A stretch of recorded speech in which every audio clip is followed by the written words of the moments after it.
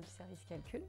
Donc dans le service, on est 5 actuellement et on s'occupe de tout ce qui est dimensionnement mécanique des équipements qui sont conçus par les projets. Notre rôle, c'est de nous assurer que tous les équipements respectent les exigences de fonctionnement, de sécurité, de sûreté nucléaire évidemment, et aussi les réglementations en vigueur. Je dirais qu'être ingénieur calcul, c'est un peu un numéro d'équilibriste, puisqu'on va jongler tous les jours entre les différentes réglementations. Donc il y a beaucoup de codes de calcul, il y a beaucoup de logiciels de calcul qu'on utilise au quotidien, et il y a aussi beaucoup de types de simulations numériques. Et moi, en tant que responsable du service, je gère mes calculs, donc les calculs dont j'ai la charge. Et en même temps, je jongle avec les appels d'offres, la planification de la charge ou les demandes de dernière minute des projets.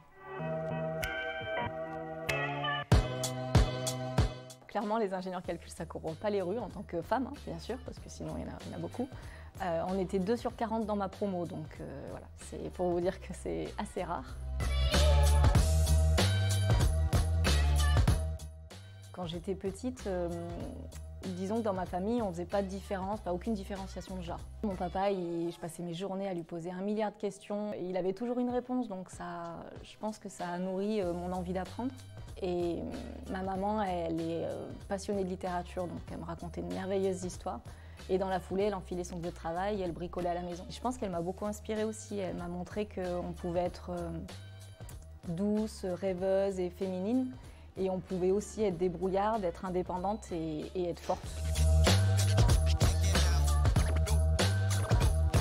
Oui, je pense comme beaucoup de femmes. J'ai dû faire face à des remarques sexistes, alors il y a longtemps, hein, c'était au tout début de ma carrière. Et je pense que ça a renforcé ma combativité. Maintenant, clairement, j'ai vraiment cœur à prouver que les femmes, elles ont toute leur place dans les métiers techniques.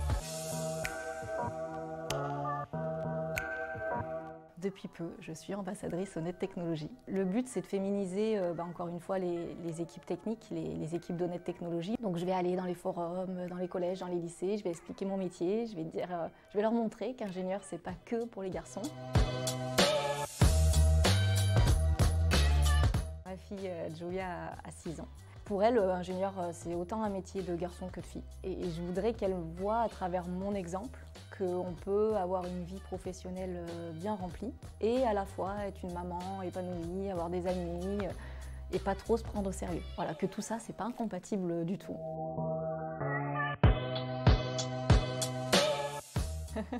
Alors oui, en fait, c'est une anecdote ça m'est arrivé il y a quelques années.